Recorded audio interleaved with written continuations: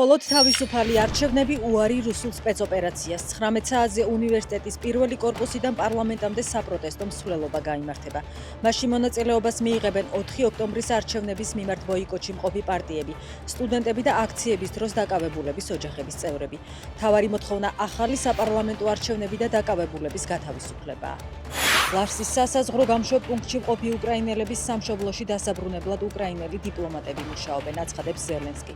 მისივე ცნობით უკრაინის მოქალაქეები რუსეთიდან ისე გააძევეს, რომ არც უკრაინული და არც ქართული მხარისთვის არავის უცნობებია. უკრაინის საგარეო საქმეთა მინისტრი აცხადებს, რომ რუსეთი უკრაინის მოქალაქეების დეპორტაციას საქართველოს გავლით იარაღად იყენებს.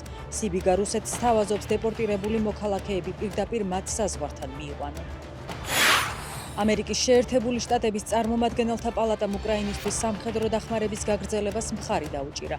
ამის შესახებ კონგრესმენი დონ ბეიკონი წერს. მისი ინფორმაციით წარმომადგენელთა პალატამ გადაწყვეტილება დიდი უმრავლესობით 353 ხმით მიიღო. ავსტრალიამ უკრაინას აბრამსის ტანკები გადასცა. ავსტრალიის თავდაცვის მინისტრის ცნობით სამხედრო დახმარების პაკეტით გათვალისწინებული 49 ტანკიდან უმეტესობა უკვე უკრაინაშია. აბრამსები კიევს ავსტრალიის $160 მილიონი სამხედრო დახმარების პაკეტის ფარგლებში გადაეცა.